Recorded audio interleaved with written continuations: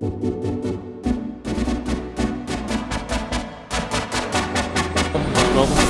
right, we can start? Yeah, carry on.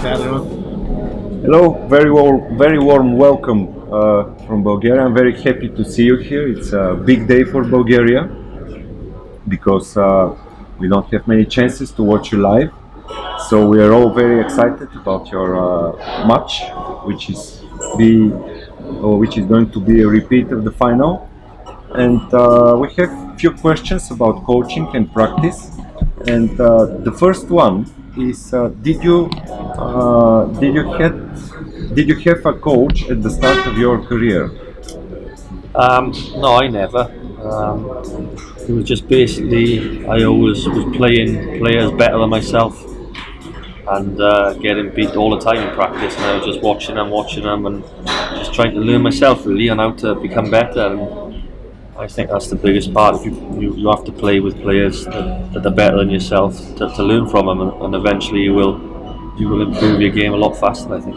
Mm-hmm. Yeah, well, for me, when I was about 9, I went to the local club, and there was an old Scottish professional called Jim Donnelly, who there was like 20 or 30 boys at like 9, 10, 11 years old, and he just showed us the basics, like how to hold the cue, and then he set up little routines that we had to go away and practice on our own. So, and then as Mark says, I think then for you to get better is just to keep on practicing hard and try and copy better players, and that's all we can do. Yeah. All right.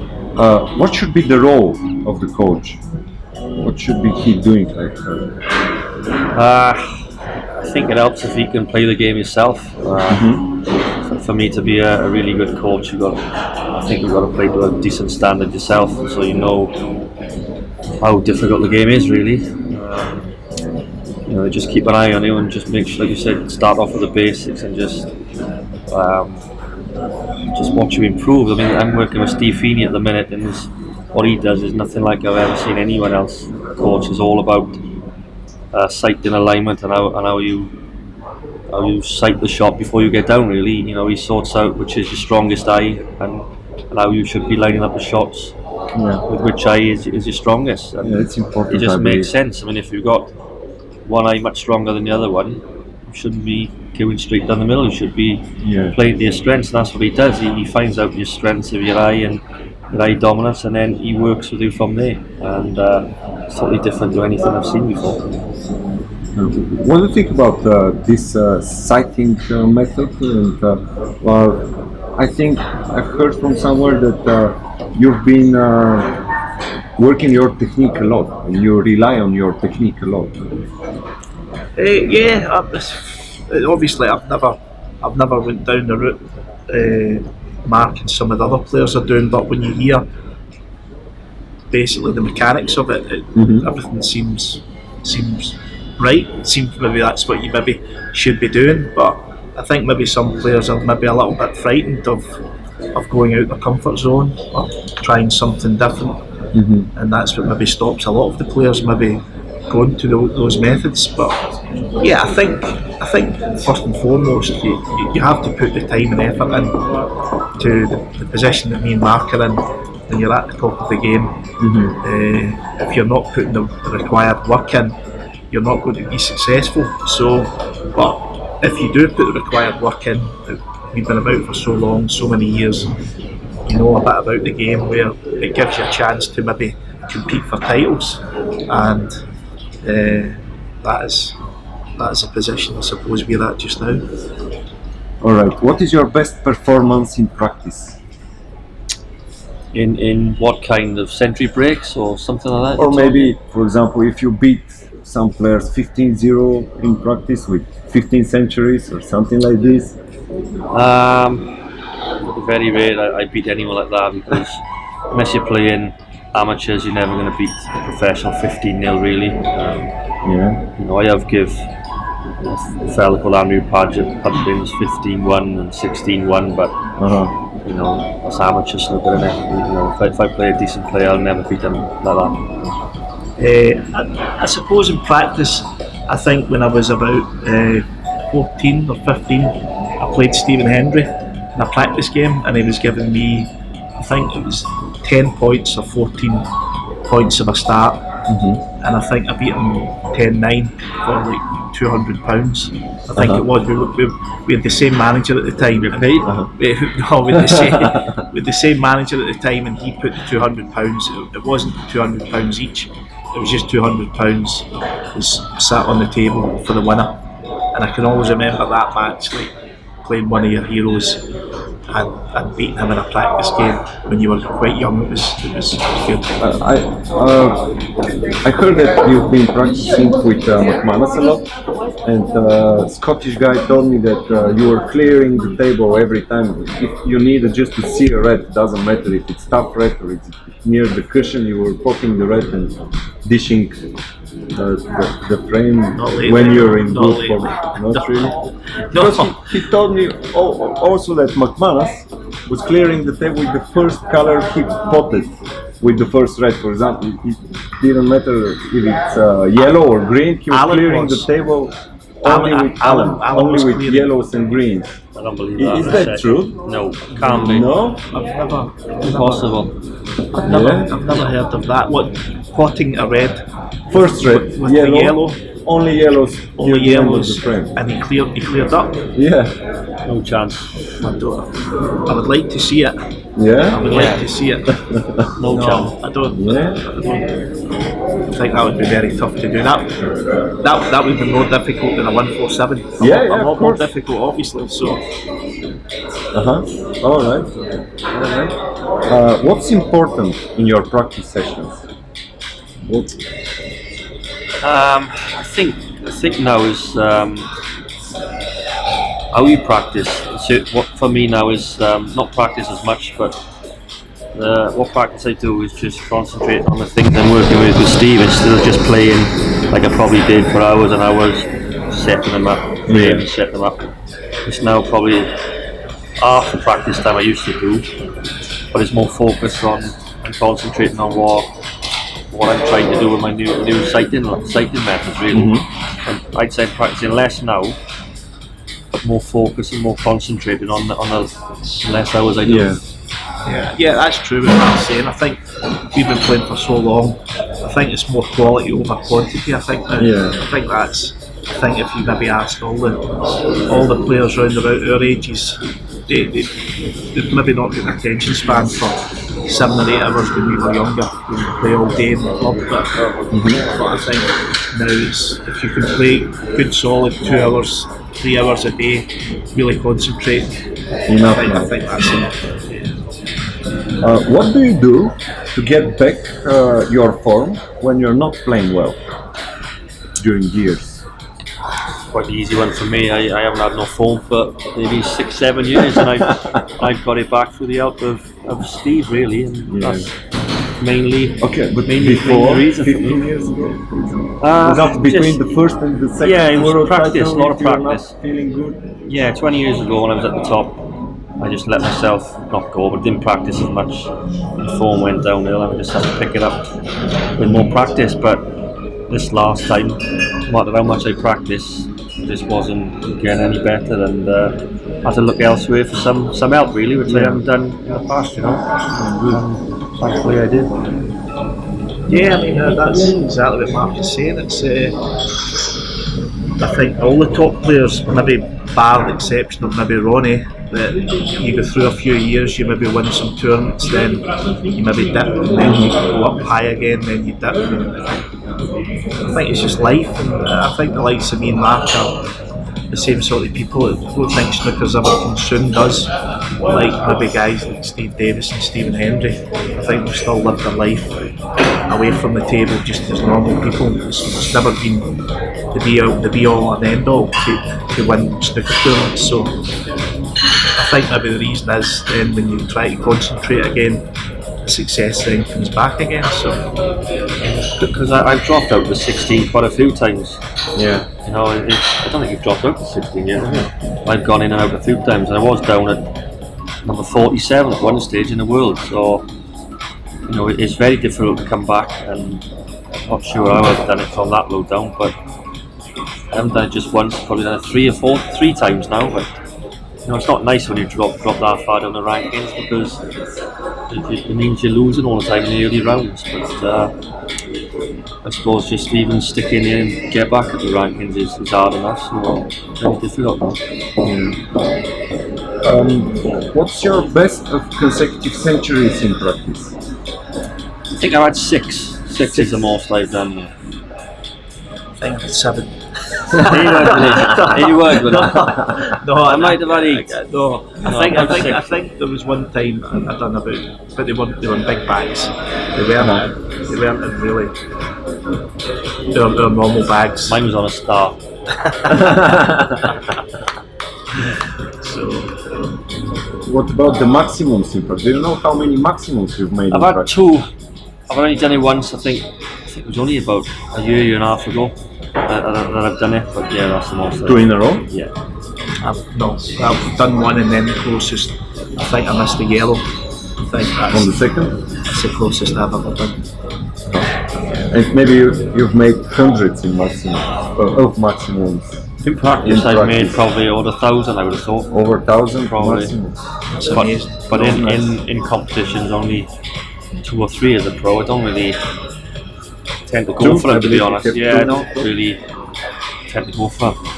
Unless it's like £100,000 for one or something, and you'll have to have a go. But And you kept one in whereas the row. Ronnie or John would play for the black one, a lot of the times I prefer to go up to the blue to try and win the frame, I think. Yeah, so it's different now. Yeah, very well for me. I just don't go for it. But in practice, probably go for them all the time. For fun, no pressure then, is it? Yeah. The first time I ever done a maximum ever was actually, I think, on the TV, because Yeah. and I might have done one before, but I think I played Dennis Taylor in a team event. We used to play Scotland, England, One frame. Wales, Northern Ireland, and I made it on the TV against Dennis. I think that was the second maximum I'd only ever done, which is pretty embarrassing because I was 22, 23 at the time, and as I say, there was people in the club, not even professionals, at 17, 18 doing maximums, and I'd been world champion and never done a maximum, so That was just one frame as well, wasn't it? just one frame. One frame that was. Just one frame. And the other 147. So that's I taken. remember we played together in a PTC here in Sofia, and you tried the maximum second frame. Did I? First frame, yeah. First frame you made 112. Second frame you tried the maximum. What did I 56. miss? It was only on 56. Yeah. You tried run out of position on 56. Tried the difficult red. Then I made 30 or something to get back in the frame, but Do you lose doesn't matter. 4-0? Yeah. Bit more practice. Yeah, I have 3 maximums in practice, not even in frame. In frame, my best is 104. Two very difficult right on the cushions. Very good. Still good. Yeah, it's like 997 more to reach your 1,000. Not far away. Keep Not going, far you away. get it. Keep going. I have time now. Yeah.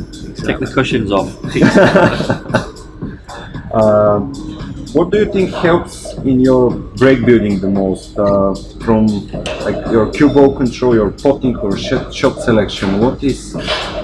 It's You better ask John the maybe best. it's He's better break builder combination than of me. these, but what I believe recently is that lots of people are picking up the wrong shots, not thinking about the next ball or the angle on the next ball. What's This day and age, the whole art of break building is open them reds up as fast as you can, really. It's not really my game. I sort of play an old Yeah. school kind of game and try and pick the reds off, maybe get them and knock 2 or 3 out. That's sort of my kind of game. But the game now is first opportunity you get, smash them reds as far as you can and make a break from it. And the balls, I was only talking about this today, the balls are so light now, you've only got to tap into the reds and they just split everywhere, and that's Did you why see people the make last so many frame centuries. Trump and Ronnie, that Trump smashed the reds in the last time all over the table? Yeah, I and mean, then he made the break. if you could have played that shot, we were talking about that just now, about 20 years ago in Blackpool in the qualifiers, and you'd never have split the reds like that. It just Yeah. wouldn't happen. They would have, I don't know why the balls are a lot heavier than maybe Yeah, they were 3 or 4 might have come out, but to win that frame at that visit, he would have probably gone into the pack another at least once or twice to win a frame winning break. But now you hit them and they just split everywhere, and it's almost impossible to miss then because it's just too easy. Okay, do you have advice for the amateur players? Like you said, practice hard and keep going. Put hours on the table. I think Mark touched on it earlier. I think always try and play people better than yourself. It's simple and that's all the snooker players ever say, but it's so true. When we were younger, we would always want to play with the best people in the club or the best amateurs, because you always wanted to get better. But you also see some people in the clubs, they don't want to play the better players, they want to maybe play in the same level, to keep on beating players at the same level, but they're never ever going to get any better. I think Mark, he practices with young Jackson Page, so that is obviously going to be helping him so much when he grows up. So, what should be done better for Wales and Scotland to produce more players nowadays? What do you think is there some problem? Me, like Johnson, you've got a good youngster coming through, and Jackson Page is one of the best in the world youngsters. Give the boys a wild card on the tour. Get them on and give them a couple of years experience like they did with the Chinese. They give in so many Chinese wild cards at 13, 14, 15, they're in every venue. By the time they're 17, they've already had 2 years experience playing at the venues. I mean, they're playing at more venues than us sometimes. And then you've got the British ones or the youngsters, struggling to get on that tour. When they do get on, they're going to be 2 years of learning the game. All of a sudden they can be 20 years old then, which they're not getting a fair crack at the whip as some of these Chinese ones, in my opinion. And that's what's holding them back. If you want to add something, that is all my questions. If you want to add something on yourself. To just get my revenge tonight against Mark. Honestly, He's been after trying me so hard. Now he won the big one. I just need to get my revenge in Bulgaria. That's what I'm trying. You said in some interview that you were not under pressure when you missed that pink, and you knew that if you had a chance, you would clear the table with that. Did he look under pressure in the last frame? No. That's one of my best points, really. I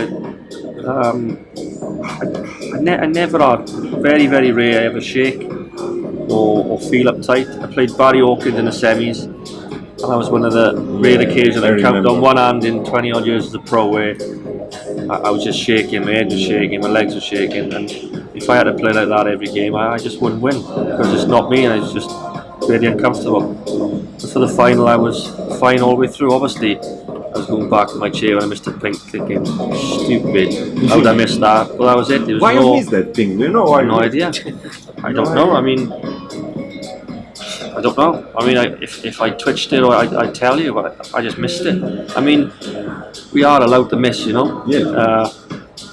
But I don't know. I didn't even get close. I mean, I just tried to roll it in. I was going to put a red on a cushion, and that was pretty much it. And I just missed it. I don't know why. What you were thinking on that moment, like, I'm gonna beat him now. Honestly, no. At the moment when he missed the pink, I actually thought I wasn't even looking at the score because I just thought he was going to clear up. But when he missed the pink and I actually looked at the scoreboard, I thought I needed snookers at first. I'm thinking, do I need a snooker here? And then I've looked up and I seen I could maybe still win. But I had a tough red in the middle, but I was thinking I'm going to miss this red and then that's it, finish. But to no avail. I was hoping he missed that red. No, I knew he was going to clear up because he was doing it all night. Every time I made 50 or 60 and missed. You're right in the middle. I knew. Even the last frame, I made a really good break, really. And, You're fast enough. I had two tricky ones. Last red in the middle and one across a black cushion. Yeah. I knew if I missed it, it's going to clear up. So now instead of just playing, thinking, if I miss this, it's clearing up. And when it went in, I thought. And these thoughts during the break. Only on the last red, because I knew if I missed it across the black cushion, he's going to clear up. He's been doing it all night. And then when it went in, I thought, rolled the black in, and I thought, well, surely that's it now. It was amazing. Big dagger. But even when I played him years ago, and I was 9-5 up in the UK, and I was 9-7 up, weren't you? No, I was 9-5 up. Yeah, and I was 23 up, and a nice little break, and I'm on the black, and I could have hit it hard to play up for the yellow, I thought, no, I'll just roll it in to go safe. Rolls it in, missed the yellow, he got a snooker cleared up, beat me 10-9. You were 9-7, yeah. 9-5. What you want to bet? Whatever you want. Right, okay. Go on, eh? 9-7. Go on, eh? You were 9-7. You were 9-7 there. No, I know you were 9-5 up in the match. 9-5. Oh, yeah, You were yeah. 9-5 up in the match, but it wasn't that point when you were. But it was 9-7. That was a frame when you potted the black. And you were played off the yellow. You were 9-7. Sure? Yeah. I'll have a drink with you. Okay. Me go. Buy the drink. But no, that was 9-7 because I remembered that frame that it looked like he was going to win 10-7. And if he played up for the yellow, he's won the match. But he played and then you missed the yellow and the green back. Yeah. So one snooker is not enough when you're playing him. You need to be 3 or 4 so you don't come back to the table. That was the point I'm trying to get at. Actually, when I started to get really excited about snooker was watching you against Ronnie in 2006, I believe, Masters final. Oh, right. You played the red to the middle, the red stopped. Yeah, someone and opened then the dropped. door. Someone opened the door and a gust of wind Yeah, and the red dropped. made the red drop. Yeah, Ronnie missed that chance. You think I was going to drop? Yeah. Sort of stayed there for a while. Didn't Yeah. 1 second. Somebody must have blew it in. But yeah, we were just talking about that. That's going to be we played the Masters at the conference centre. That was such a good venue to play snooker in. But as I say, like he forgot. Like we're getting so old now that we forget some of these matches. So Okay, thank you guys. No problem. I hope you both keep the fans excited many years more because it's really amazing. no problem. Thank you. Amazing for you. Thank you. Cheers. Thank you.